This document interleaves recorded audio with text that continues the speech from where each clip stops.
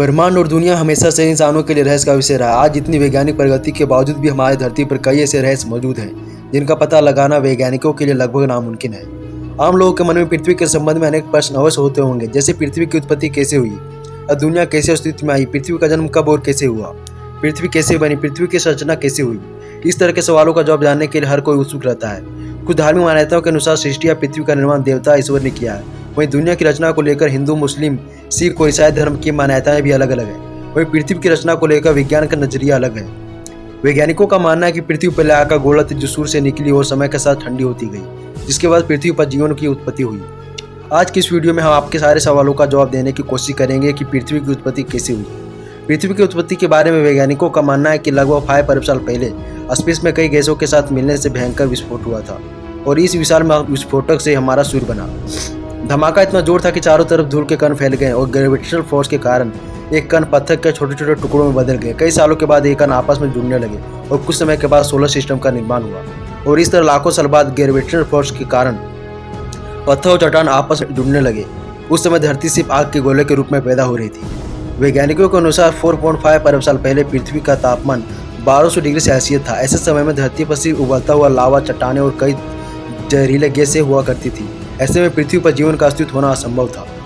पृथ्वी की उत्पत्ति के समय थिया नामक ग्रह 50 किलोमीटर प्रति सेकंड की गति से पृथ्वी की ओर बढ़ रहा था।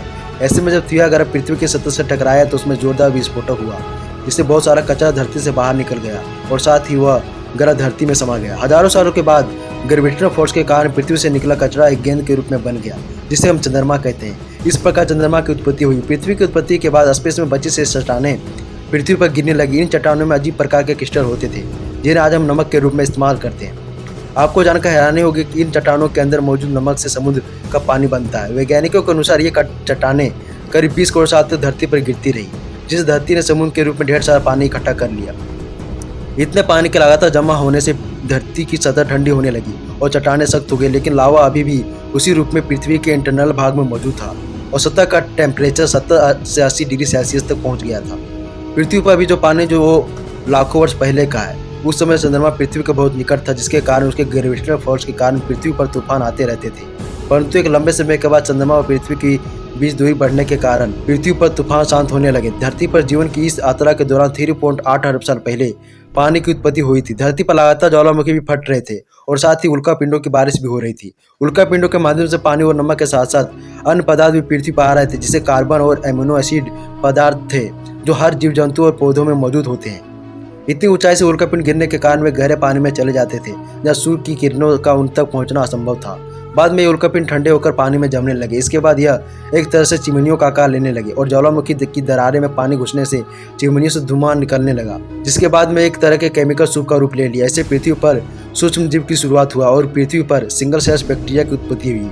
पृथ्वी की उत्पत्ति के समय जब समुद्र के निचले सतह पर पौधे और पत्तियां उग रही थी और उन पर जीवित जीवाणु उत्पन्न हो रहे थे। वैज्ञानिकों भाषा में उन्हें एस्ट्रोमेटालाइट कहते हैं। ये अपना भोजन सूर्य की किरणों से बनाते हैं और इस प्रक्रिया को वैज्ञानिक रूप से फोटोसिंथेसिस कहते हैं। फोटोसिंथेसिस की प्रक्रिया में सूर्य का प्रकाश कार्बन डाइऑक्साइड और पानी को ग्लूकोज में परिवर्तित करता है। इसके साथ ही इस प्रक्रिया में बायो प्रोडक्ट के रूप में ऑक्सीजन गैस बनती है, जो मनुष्य के लिए महत्वपूर्ण वायु है। एक लंबी प्रक्रिया के बाद महासागरों में ऑक्सीजन गैस भर गई और इससे पानी में मौजूद लोहे में जंग लगने लगी और इससे लोहे का सूर्य सामने आया। लंबे समय के बाद समुद्र की सतह पर ऑक्सीजन गैस आने लगी, जिससे जीवन संभव हुआ। वैज्ञानिकों के अनुसार 2 अरब साल पहले तक पृथ्वी पर ऑक्सीजन का स्तर बढ़ता रहा और साथ ही पृथ्वी के घूमने की समय सीमा भी कम होती गई। आज से 1.5 अरब साल पहले एक दिन वर्तमान की तुलना में 16 घंटे तक होता था। धीरे धीरे समय के साथ समुद्र के नीचे की धरती की सतह बड़ी प्लेटों में तब्दील हो गई और उसके नीचे लावा ने ऊपर की सतह को ज़्यादा तेज कर दिया। ऐसे में पृथ्वी की सभी प्लेटें आपस में जुड़कर एक विशाल द्वीप बन गई।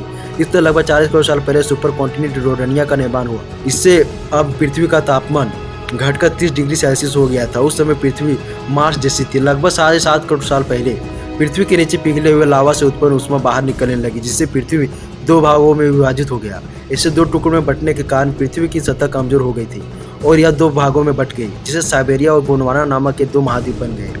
पृथ्वी को बर्फ के गोले में बदलने की प्रक्रिया इतने सालों के बाद भी ज्वालामुखी फटने और जहरीले गैसों के निकलने का सिलसिला अब भी जारी था। जहरीले गैसों में कार्बन डाइऑक्साइड सूर्य से निकलने वाली रेडिएशन को अवशोषित करने लगी और इससे पृथ्वी का टेम्परेचर बढ़ने लगा। बढ़ते टेम्परेचर के कारण समुद्र में गर्मी पैदा होने लगी और समुद्र का पानी भाप बनकर बादलों का रूप लेने लगा। साथ ही कार्बन डाइऑक्साइड गैस के कारण एसिड रेन होने लगी। कार्बन डाइऑक्साइड के साथ वर्षा के कारण यह गैस चट्टानों और पत्थरों में दोबारा अवशोषित होने लगी और कुछ हजारों वर्षों के बाद पृथ्वी का टेम्परेचर घटकर -50 डिग्री सेल्सियस हो गया। इससे धरती बर्फ के गोले में तब्दील हो गई। ज्वालामुखी फटने की प्रक्रिया अभी भी चल रही थी, लेकिन बर्फ की अधिकता के कारण ज्वालामुखी से निकलने वाली गर्मी बर्फ को पिघला नहीं पा रही थी और इसके अलावा कोई अन्य स्रोत नहीं था जो जहरीले गैस कार्बन डाइऑक्साइड को अवशोषित कर सके। सभी चट्टानें और पदार्थ बर्फ के नीचे दबे थे और कुछ समय के बाद कार्बन डाइऑक्साइड गैस के बल ने सूर्य की गर्मी को अवशोषित करना शुरू कर दिया, जिससे बर्फ पिघलने लगी। इसके बाद पृथ्वी पर दिन 22 घंटे के हो गए।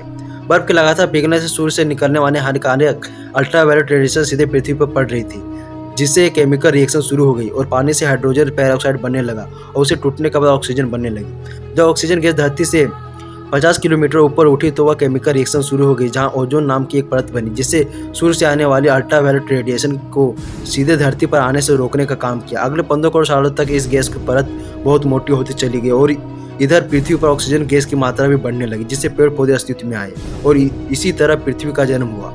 आई होप यह वीडियो आप लोगों को अच्छा लगा होगा और कुछ सीखने को मिला होगा। फिर मिलते हैं किसी और वीडियो में। धन्यवाद।